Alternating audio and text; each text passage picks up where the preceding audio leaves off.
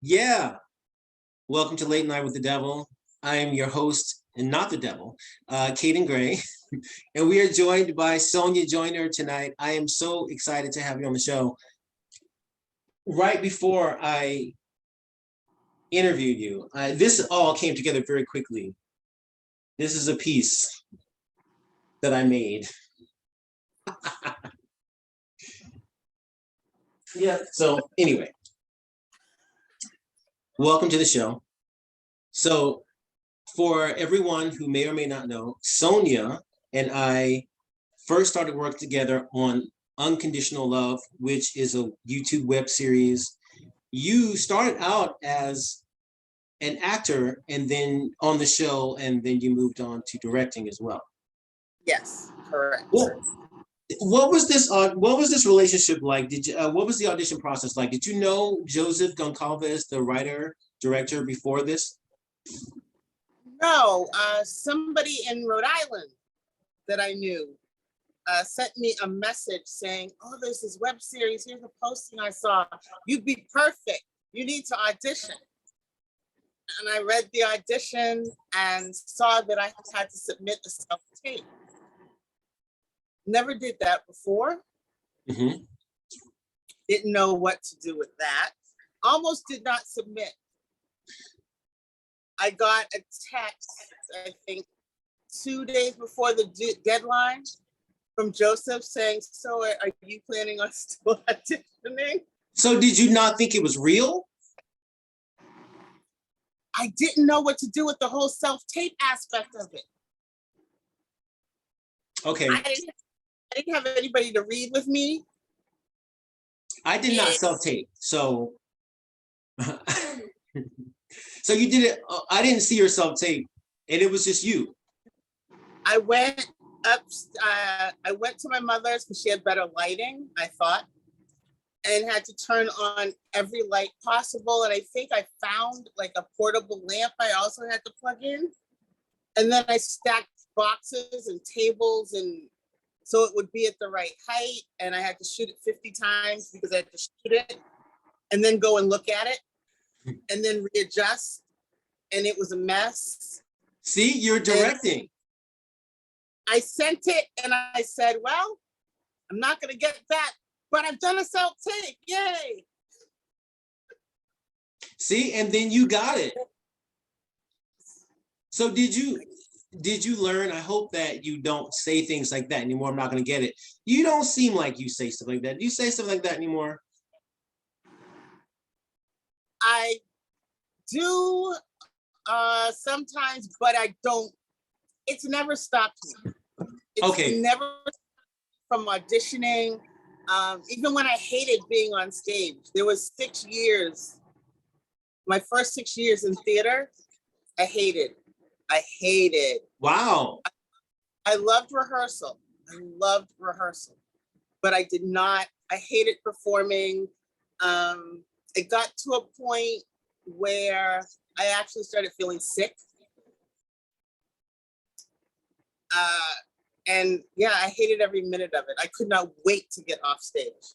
So how did you stay in it for 6 years if you hated it? I don't know, because while I was hating it, I never did less than 2 plays at a time.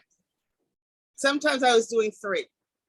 Well, maybe that's why you hated it, because you were tired. I believe that I was going to be the person that screwed up every single performance. I was going to forget my lines. I was going to jump pages. I was going to basically level the show. Okay. Okay. If there was silence, even during rehearsal, if there was silence, it must be me that's missing my line. Even though most of the time it wasn't, it was me. In my head, it was me. Well, see, that kind of energy and thought process can drive you to really know your shit and to stay on top of it, but it can also make you a little crazy. Both. If you're not careful. Both. So you stayed in, somehow, you stayed in theater for 6 years, and then what? Like, year 6, what happened? Did you get something that turned it around for you? don't, I suddenly I was on stage and it was fun. All of a sudden it was fun. And being nervous was just part of it. You just had to deal with it. But being out there was just fun. And I think it happened. I used to, are you familiar with Slam Boston? Yes, I am. I don't think I've ever seen any of their stuff, but I am familiar with them. I know of them. I have done 16 slam plays.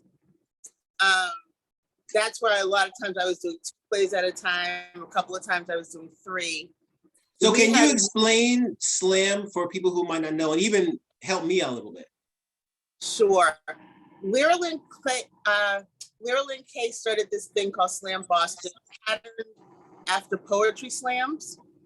And there would be 6 to 8 plays, usually 10 minutes long. And they'd run on 2 nights. The first night they'd run in one order. The next night they'd run in reverse order. They picked audience members to judge. So they pulled up, after each play, they judge anywhere. I think the lowest they could go is 6 and the highest was 10. And they'd vote on the plays. And the third night, the top plays from both nights, the third night would go and compete. So I did a lot of slams. I decided I was going to end with a baker's dozen and still ended up doing 3 more. But one play, I got to interact with the audience. And I think that made it fun because I just we were able to pick people, and it would be somebody I know. And I'd be like, oh yeah, here, take the camera and you take pictures. And we handed out cookies and we were dancing and it was fun. Okay. So that's a little bit of improv. Yeah. And you are doing improv now or studying improv? I don't know, which is it? Is it both? Interestingly enough, I started doing improv Saturday mornings on Clubhouse and realized during that I've been doing improv for years. I've been doing improv as a haunt actor. I make up haunted nursery rhymes on the spot. And I also worked with Red Sage Stories, and we do playback theater, and we dramatize people's stories and look for the essence and play them back. And that's all improv. There's a script. Wait, what is that called again? Red Door? Red Sage Stories. Red Sage Stories. I've never heard it. So wow, that's really fun how you just create a story, you write a story. The person in the audience tells us their story. Usually we have themes. We've done the Audre Lorde Cancer Brunch, the Boston Trauma Conference, the Arts Equity Summit, various projects around the city. And whatever that theme is, people tell us their story. And we use improvisational storytelling to play that back to them, catching the essence of the story. And if we don't play it right, we ask them, did we tell your story? Did we get the essence? And if we haven't, we will replay it. Okay. And you've been involved with them for how long? I've been with them now for 4 years. We worked with a group of girls in Nigeria on Zoom. Okay. That's pretty far reaching. Like, that's really impressive. Playback theater is all around the world. Yeah, I was with improv only once. I didn't stay with it very long. I really wish I'd been a little more open-minded, meaning less afraid of it. But it was murder mystery. I'm sure you've heard of it. Yeah, in Boston. And I was with them for, gosh, maybe a year. And it was kind of fun. I'm not gonna lie. I was so nervous about, and I can't believe I passed my audition. I really can't. Because I was like, I'm just gonna go. I'm just gonna go and see what happens. And And I went, and that's how everything really is in life. You just go and see what happens. I mean, whether you've done it a billion times or not. And that's what improv just sort of showed me, that we're doing improv right now. I don't know what I'm going to say. You don't know what I'm going to say. And yet somehow we're responding to it. But when you're acting improv, it's a little different because you do have to have certain parameters. Yes. Yes. Even playback, we have forms. So you have to know all the forms so that depending on the length of the story and how intricate the story is, that tells you which format you're going to use. And I'm scared there too. It's always, there's always that moment where, first of all, you say, so does anybody have a story? And nobody speaks. And you're like, okay. And our conductor, talks a little bit, and then she says, if we don't have a story, we can't perform because we don't have a script. Yeah. Someone give us words. So somebody talks, and once one person talks, then everybody wants to tell a story. Right. You just need an icebreaker. I definitely do want to get involved in something because I have a project that I don't know what it is. I know that I have material, but I don't know if I want to do a graphic novel, if I want to do a web series. And if it's a web series, is it partially scripted? Is it totally unscripted? And then it's kind of like, ooh, if it's totally unscripted and we just improv that shit, it's like, okay, that could be a fun little thing. I mean, it's an incredible little niche, moving with the devil theme. I love the devil theme. I'm not a Satanist, and I'm not a Christian. I'm atheist, and you are pagan. Is this correct, or how do you identify? I am Wiccan, and for us, the devil doesn't exist. But my favorite monologue is me playing Satan. Yeah. Well, you do have a red background with the burgundy, which I'm loving. But so my mother's Christian, and she's fine with everything about me being gay, all the stuff. She doesn't understand. She loves it and laughs with it and keeps going. But the Lord bless me, and she's praying for me in a good way, not in a I hope you're not gay anymore way. It's really, as a mother, I get it. And we're good.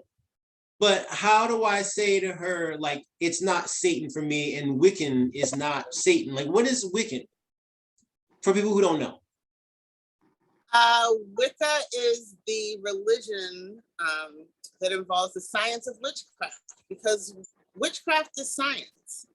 It's all about energy exchange. I relate it mainly to shamanism. It's an earth-based religion. It's not about hurting other people or hating other people. It's about being in tune with the earth and the universe, and being able to be patient now that Mercury's shadow is in retrograde. Oh, no! Yes, and Mercury itself goes into retrograde on September 9th. So it is time for patience. I can't believe you even agreed to do the show so close to retrograde. No. I can't even, because I know people who are sensitive to that, or just who are tuned into that, don't do anything. Well, don't sign contracts. Oh no. We just went into the shadow, and the last retrograde for me was not great. And for some reason, my retrograde tend to trade off. So this should be my good retrograde. Okay. Every other.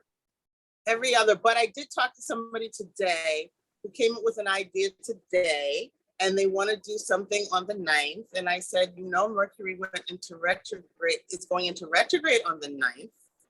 And they said, yeah. I said, okay. And they said, oh, let me call this person and get this thing set up. And I said, we went to the shadow today.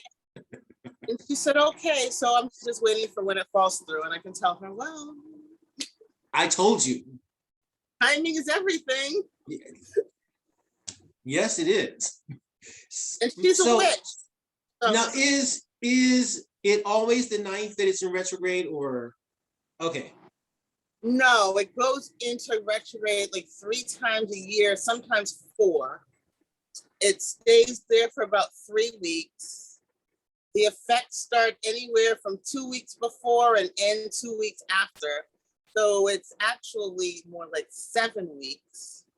My God, that's a long ass time. And I usually, this is one of the first times I'm aware of it in advance. Usually I'm not aware of it till it starts, and I'm like, oh shit, I need to check the calendar. Yeah, you started feeling it. And well, you know, things start getting delayed, things start getting canceled. Actually, something did get canceled today. It's been on the schedule for a month. Things, you know, you start getting late, or information starts getting wonky, or people start arguing. So the orange line is just always in retrograde. Always, just No, always. the orange line is better than the red line. What?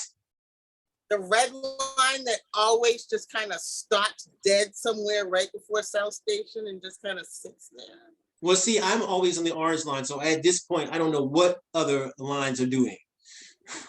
Oh, well, I live at the end of the red line, and I take the bus to Forest Hills to get on the orange line. Ooh, you're like, you don't even. I'm not.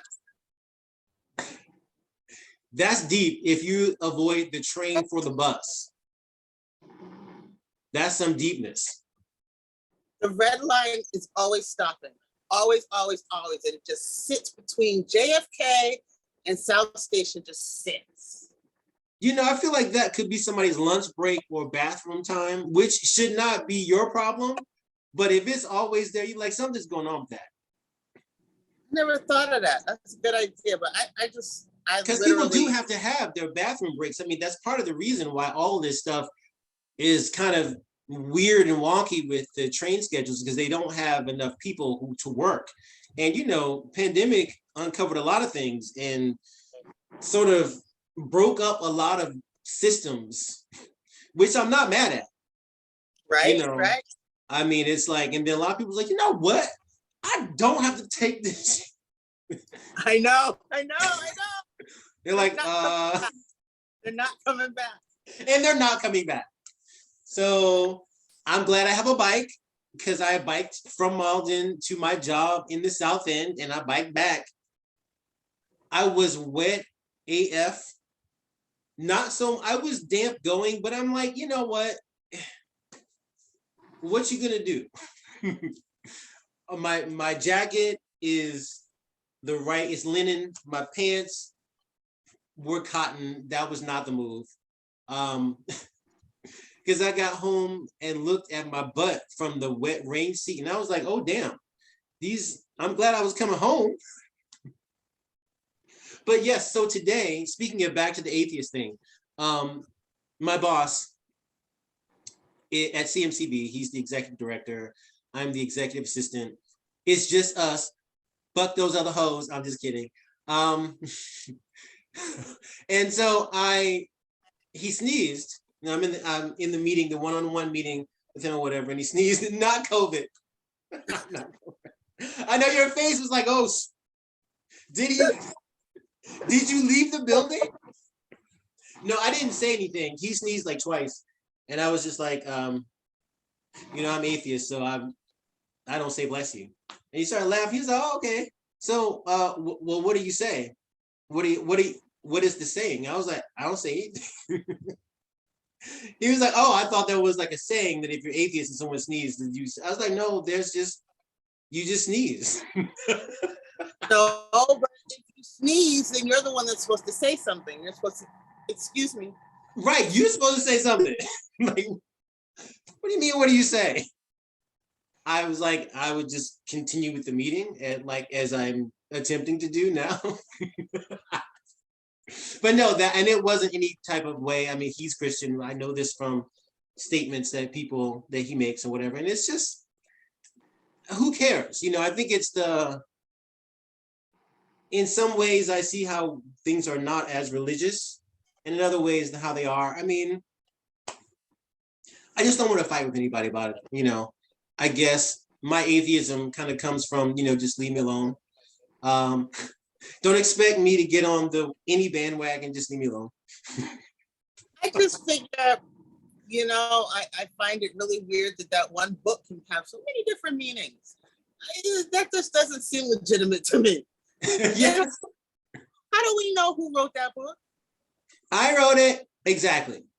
And how do we know it? Any of them stories are true? Well, they're allegories. Okay. I'm. I want somebody to. I mean, when people say bless you, supposedly it's because when you sneeze, your soul leaves. Or the devil is coming out of you. I've heard various. Well, my problem is that if somebody hasn't said bless you before, then what happened? I guess you're not blessed. You're going. I mean, you're damned. I don't know. I mean, if your soul leaves and somebody has to say bless you for it to come back, then what happens? But see, that's why I named this show that, because even though I don't believe in the devil, I just like being devilish. And that means there's a mischief to that. And just asking questions can be devilish. Sometimes it's like, well, why? Well, what happened if you, like you just asked, well, what happened if you don't say bless you? And then your parents are gonna be like, boy, hush, you just supposed to say it. And I'm like, that's not enough for me. I love being the devil's advocate. I've been that my whole life. That's why my mom was like, okay, you want to dye your hair blue at some point as a teenager. I wanted to do so many things. And she was like, look, you want to dye your hair blue? Amazing. That's great. What shade? Love it. It's like, you're not going to kill me. Run me ragged. My mother still has some issues with stuff, but I mean, she came to my initiation. Really? Now, what is initiation? We had a ritual, initiation ritual for me to be, to celebrate the ending of my training, my witch training. Okay. And up until my initiation, she kind of didn't know I was studying because I figured I might have to leave the house. So I kept my mouth shut. Eventually, I think my father might have told her, because my father is one of those people where you say something and at first he's like, are you out of your mind? And then you start talking and then he's like, oh, and then he goes and checks it out for himself. And then he comes back. He's like, oh, pagan's been around forever. So everybody's okay now. My mother found out the wedding march is pagan. And I went upstairs one Christmas and she said, she had everything all lit up and decorated. She said, how'd you like it? I said, this is so witchy. Did you do this for me? And she said, what's witchy so I can change it? You're going to have to change everything, girl. I did. I said, that whole aromatherapy thing, yeah, that's pagan. So the whole tree and the whole red and green. I said, all of that's pagan. All that shit. I said, that's all Yule. That's Yule. It got changed to Christmas because people couldn't deal and the men wanted to take over. So there you go. The history and culture of stuff is so devilish because, when you get to the facts aren't so romantic. Sometimes the facts are that many people were murdered so that we could believe this, or it was just to sell apples, or whatever, because sometimes it's also boring reason.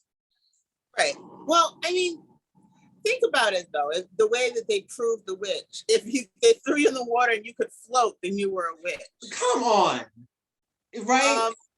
So then, okay, I'll drown and die, but then that's good because your soul is then cleansed.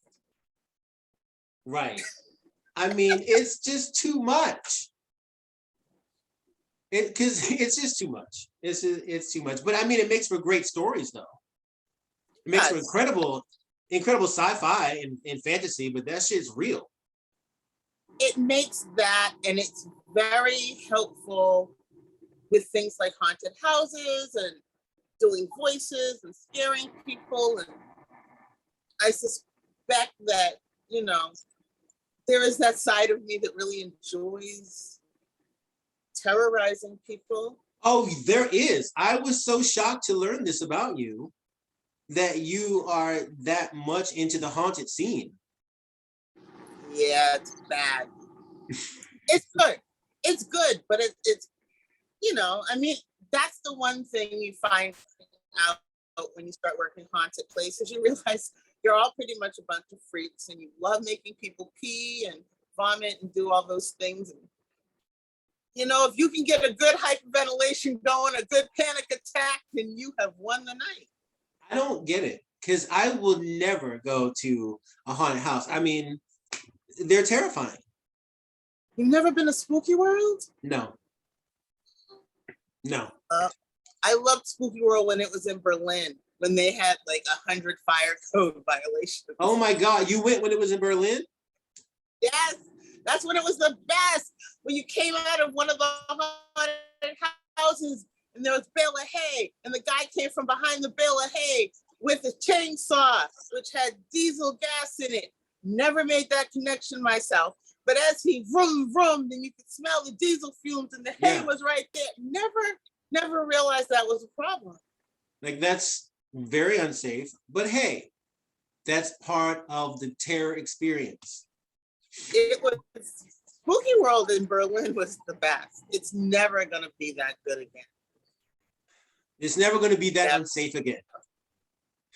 Well, there was also like the rats, because there was a girl, I actually did a film with her later on, but there was a woman who used to sit in this little plexiglass. Well, there's plexiglass over her, but there was cut out a piece in the wall, and she sat there with the rats crawling all over her. I couldn't do it. I could never do that. Okay, and that's one of the actresses. Yeah, you know. Oh, and there was a time when there was rats under the floor. They had a glass over the floor, and the rats are crawling. I couldn't. And wow, so those were rat actors. Yeah. I was like, oh my God, you're the rat lady. So wow, so that's about as bad as wrapping season 3 of Unconditional Love, the third and final season, as you know. We were at Joseph's for the little get together. I got there late. I did not see the blooper reel that was shown. So when I get there, I go to the kitchen and his uncle says, oh, you're the guy picking his nose. And I'm like, excuse me? What are you talking about? And he's like, oh, before you got here, they showed, I had no idea this was even a thing, that this was even captured. Because I'm always in my nose, so I didn't even know it was on. Listen, I found out and I thought it was hilarious. Apparently, I would love to see that blooper reel. Apparently, I was, in my nose, and it was, I'd love to see it. I'd love to see it. Yeah, I missed that party because I was on stage. I was doing a Christmas Carol. Oh, with who? Canton Community Play. I was out in Canton at the Canton Community Theater. Nice. Yeah. You're always working. That's the thing, commercials, industrials, theater, you're directing. What did you direct? I did my first play this summer. I directed a short play called Getting Old is Getting Old. Is that the name of it? Yes. Okay, I thought you were making a statement about not being able to remember. No, but one of the characters is starting to have problems with memorizing. Okay. Uh, so that was the first time I directed, and it came out good. It was good. You sound shocked. Caden, once again. And I took it because the person asked me to I know the playwright. I've done 3 of his plays. I've acted in 3 of his plays. The last one I helped him cast. And I did it because he's a great person. Like, Well, who really is it? good. Can you say who it is? Ralph Tufo. He is the head of these Box Stompers. They are a Zydeco band.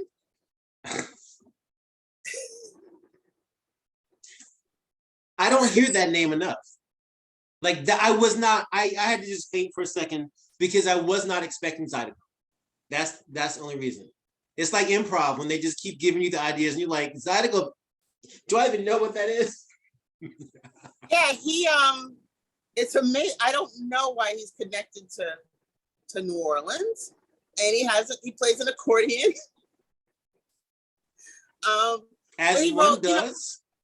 He wrote a play about Hurricane Katrina, and that's where I met him when I did that play. And then he's written several plays after. Then he wrote a musical, and I got to be in the musical. It's when I was doing musical theater, and so he had this play. He asked me if I could direct it, and I read it, and I was able to see it when I read it. So I said, okay, if I can see it, then I can direct it. Yes. That's a good way of thinking. It was a short play, 2 sound cues, lights up, lights off. Okay. I said I can handle this. You kept it simple. 2 people. Only 2 people. Okay. So I was good. I was like, I can do this. But yeah, I was, it had to be good because I couldn't let Ralph down. Yeah. Yeah. It was scary. I can imagine because I mean, you have even, whether it's 2 people, I can imagine if it was more people, it's going to be more stressful, but you're managing people, you're directing people, you're giving them purpose. That's a big deal. Well, in community theater or non-equity theater, you're also responsible for so much. Like, I don't have a stage manager. I don't have an assistant director. I don't have anybody. I got to decide everything. I got to pick everything. I got to go get the props. All of that. Mm-hmm. So, well, you were very smart about doing a smaller production so that you can actually be all those things. Yeah, he tried to get me to do his musical coming up in November. But I'm busy. I'm doing Love Undone and I'm haunting. So musical sounds so terrifying as a first, even if you've done it before, but I'll take terrifying out of it because I don't want to build that energy into it, but there's a lot. There's so many moving parts when it's a musical. So I'm good. I'm gonna be the actor, and I decided to take on 2 episodes of Love Undone. So now you're directing 2 episodes. You directed at least 1 episode of Unconditional Love, correct? Yeah. Well, I was supposed to do a whole episode, but I couldn't because of my schedule with haunting. It just wasn't. So I actually ended up doing 3 scenes, which were, I got to pick which ones, and I loved having you and Dom. And then I wanted to do a sibling scene, and then I got Quan and Mike. But you guys were fun because I knew with you and Dom, you already had natural. You guys could just do it. You didn't have to do anything with you. Oh, just let you play. We got, it was one of those situations where the 3 of us and so many others, but I'll keep it to 3 of us as I'm talking about you, me, and Dom. Just to be able to say, I knew them when. We work together on those projects, so I mean I know them. Now, Kaden, somehow I think that you are much more well known than me. It's not even about that. It's just about the working. You know, like you and Dom are so hardworking. I'm not, because you went and saw those 2015. Now, I'll relinquish that later. But you know, the 2015 episodes you saw, and then there was like kind of like a lull. I've done a couple of that episodes, but I mean, like if there were you or Dom, this show would have been its 12th season by now. You know, I mean, but I don't know if you saw him in Fences. No, I didn't. I saw that. It was credible.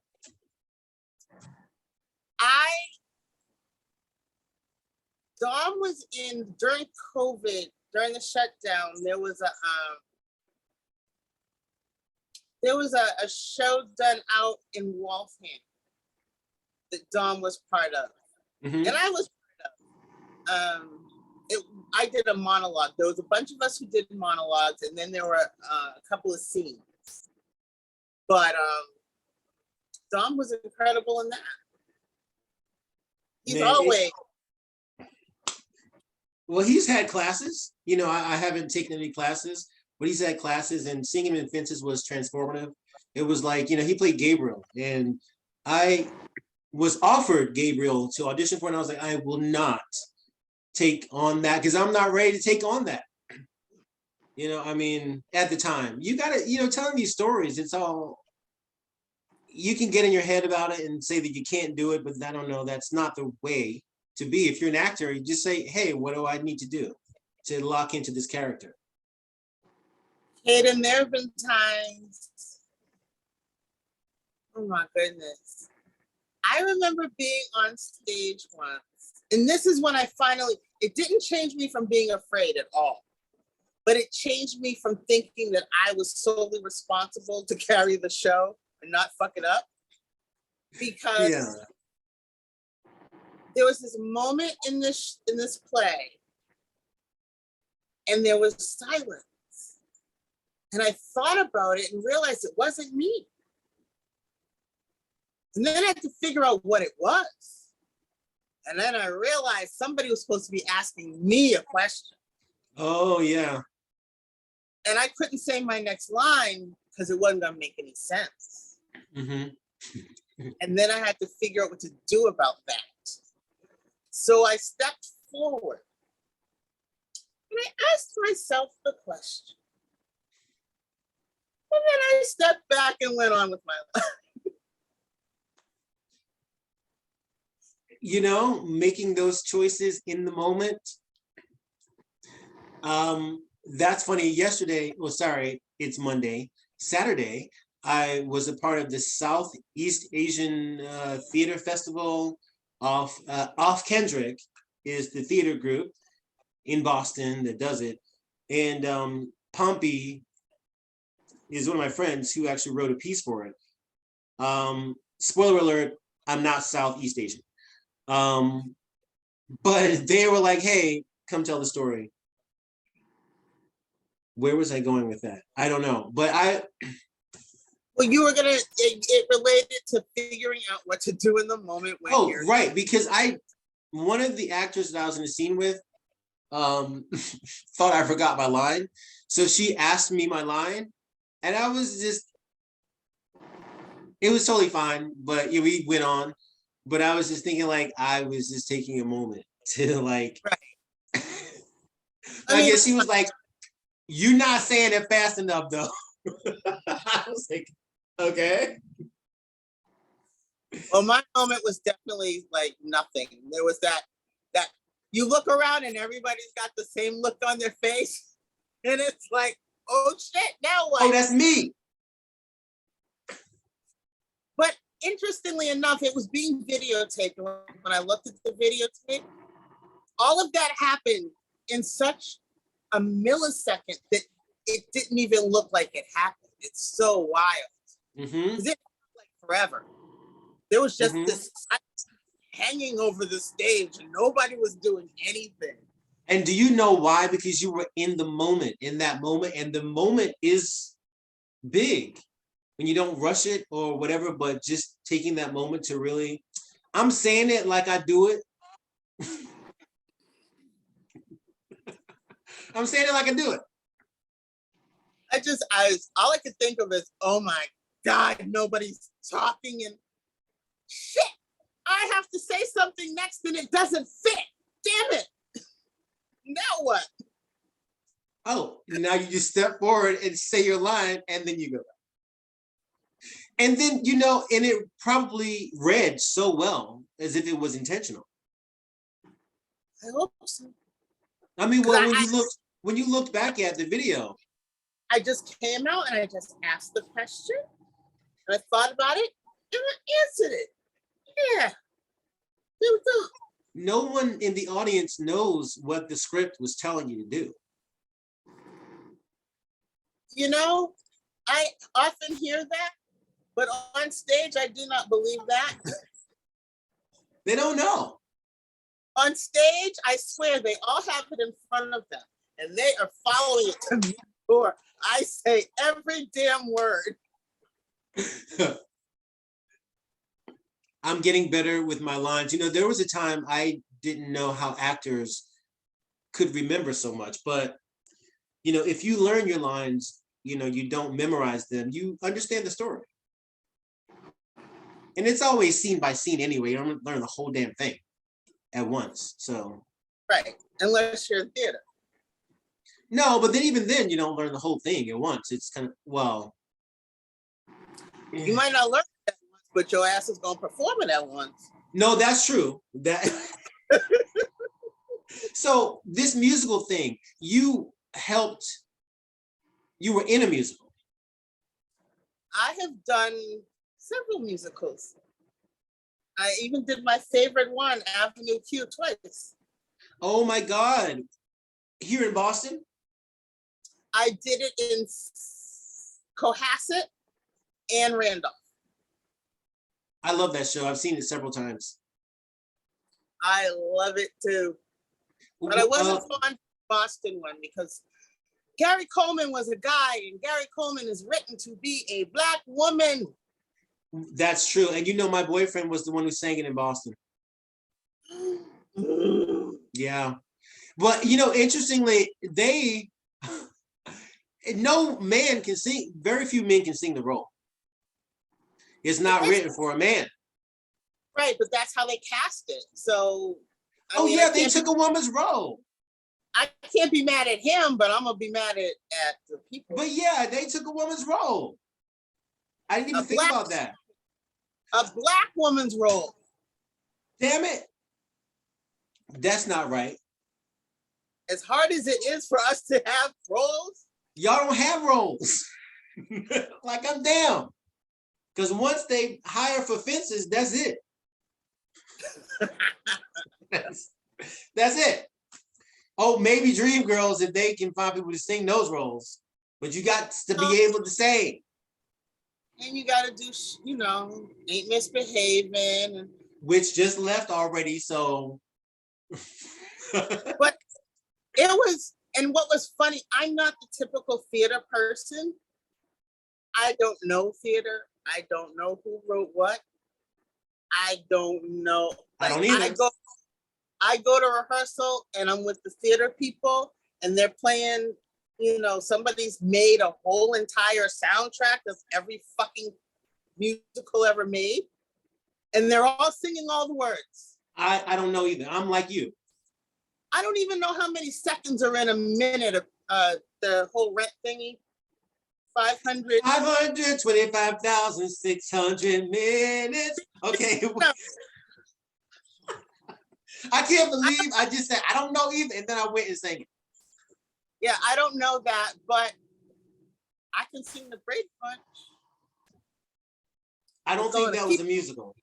Keep on dancing all through the night.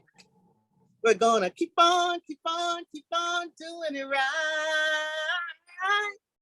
Come on, gotta have Brady Bunch. Okay, so you're a TV person. I am a TV fanatic. See, that's where the money is, not theater. You can be the biggest theater star. Your bank is not going to look like it is if you're in TV. Yeah, I'm definitely. I don't really do theater. Yeah, I don't really do theater that much anymore. Once I stopped doing unpaid things, theater kind of went away. Yeah. So You know, unless I get to play Gary Coleman again, or unless I get to do Mrs. Muller again from what? from Doubt. Oh, okay. I got to play her twice. I remember you posting about that. What a role. I got to do it in Rhode Island, and then I got to do it in Canton.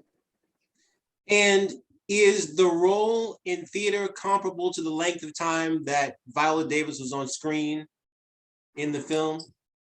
Never saw the film. She's in it for 2.5 minutes. Yeah, I think I was on stage for 5. Okay. So twice the time. Damn. It's one scene. Come in, you do your thing. But to be honest, it's the most amazing. It has moments that I have never experienced with another role. Being Mrs. Muller, for some reason, it's happened to me 3 times where everything just disappeared. And it was just me and Sister Aloysius. And I was aware that it was just me and Sister Aloysius. Yeah. Like I knew what was going on. I had that moment of, oh my gosh, everything's gone. It's just us. Wow. And then I thought, let's ride this fucking train. Let's go. Let's keep this momentum going. Let's keep this space going. It was fun. It was fun, but it was nice because it was short. You go on stage, you do your thing, you leave, you're done. That's the princess role. That's the princess role. But that's also a heavy character, though. That's a heavy hitter. You gotta, even though you're just walking on and off, essentially, you cannot just give that one to anybody. It's a moment that I think there's more stillness in that scene than anything. Even while there's movement, there's this stillness, and it's a very uncomfortable stillness. People are wiggling in their seats because that theater has creaky seats. So it's when people are wiggling in their seats. So you know, it's like, they're wiggling. Yeah, it was amazing. I didn't realize one night somebody told me that when I left the stage, I got applause. And I was like, okay, well. You didn't hear it? I didn't hear it, and I didn't know, because again, I'm not a theater person. I had no idea that people don't clap at the end of a scene. Unless they love it. It was like, yeah. People like clap, and I'm like, yeah. Yeah, no, they really don't. Unless they love it. So you must have slayed. I'm sorry that I missed. If you ever play that role again, you bet tell me. I might be able to access that performance for you if you'd like. I would love to see that. And I would love to, well, I can't invite myself to your home, but whenever you're seeing people, or if you would rather just send it to me or whatever, because you and I need to spend some time eating baked goods of yours, eating your food, drinking your mixed drinks, because for the world who don't know, you're mean on that Instagram. I have fun. I like making stuff up. I like adding things and seeing how things work. You're a food lover. You are a very sensual person in the sense of like the flavors. When I look at the flavors that you put together for your baked items, your savory meals, the drinks you put, I'm like, who would have thought to put that in that? A chef. You just got to figure out if it works or not. I literally stand in front of the cabinet and go, I wonder, and just start pulling stuff out. Like, I hope this tastes okay. I used to do that as a kid, though. I remember coming home when I was in college. I remember coming home one day and seeing there was a chicken in the refrigerator thawing. And I was like, ooh, I wonder what I can do with this. And just kind of put stuff together. And my mother was not the happiest with me because that was all there was. She was going grocery shopping the next day. So if I fucked up the chicken, that's not good. Y'all gonna be hungry. But you didn't fuck it up. No, she loved it. She's like, what did you do? And I was like, I had to go through the garbage can and start pulling things out because I was just dumping stuff in there. Wow. I pull it out, say, yeah, that should be good. And just dump it. Intuitive. Weird. Intuition. But, yeah. So in our last like 2 minutes, we have learned that you what have we learned about you? That you're actually not afraid. That you're actually not afraid, that even when you are, you sort of look into that. Yes. When I am afraid, I jump anyway. I've done that 5 times out of a plane. So yeah. Wow. Just for fun, or in the military? No, up at Skydive Pepperell, there was a Groupon. Oh my God. I love that. Oh, Groupons, I took fencing and they tried to get me to join the team. I did archery. I flew a helicopter. Shooting safety course. Just stuff. Give me a bargain and I'm home. You are, but so what was the commercial that we were on? Oh my gosh, it was like The Celtics. Celtics. You gave me so many ideas. I didn't even know about Rakuten before you. We were in the makeup room. You were like this, that, and I do this. And I'm like, so to say that you are a discount diva, Groupon, it makes sense. Because you're like, why not? Why not? Yeah, you get a discount. Why not try out something new? That's how I did Krav Maga. I got started taking Krav Maga because of the discount. It's like 2 classes for $20 and a t-shirt. Sign me up. There you go. There you go. And I think of you a lot because I'm hoping you're using your T-Mobile Tuesdays. I'm on T-Mobile, but I stopped doing the T-Mobile Tuesdays. I think I'm going to sign back up. But see, I shop a lot. So sometimes I hate if somebody's encouraging me to buy stuff. I'm like, don't do that. I'm a shopaholic. It's so bad. Somebody said that I physically change when I'm walking into the mall. Oh shit! Somebody said that look in my eyes changes. I'm like, I get excited to go shopping in the grocery store, please. I'm the same way. I love to shop. And it doesn't have to be for me, it doesn't have to be clothes, anything. When I worked with kids, and we had to take them shopping and spend their money. Let's go. Where you want to go?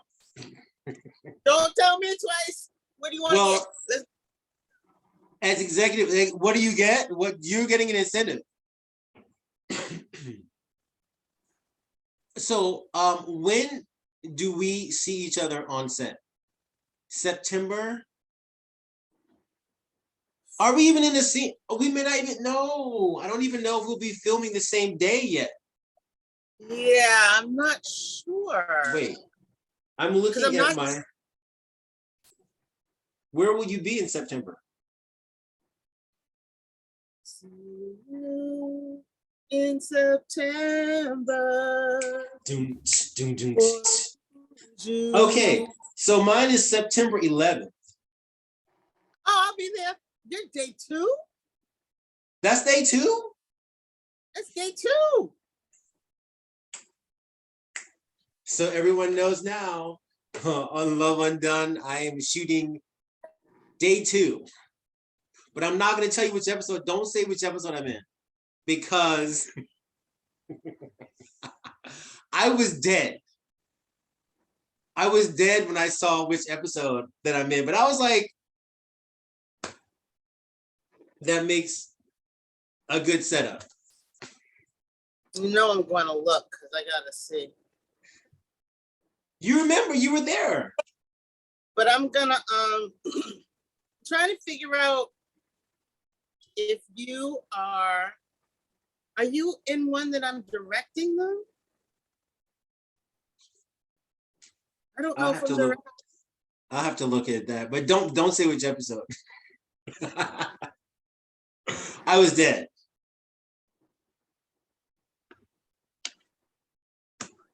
Mm, Are you directing that episode? I'll be on set. Yes. So because I'm because directing 2 of the scenes, but not yours. okay. Come on, director. And you know, in the meantime, I really would love to write something or write something that you and I can do with maybe Dom, but it doesn't even matter. I mean, I would love to create a project. I'm in writing mode. Oh, cool, because I don't do that.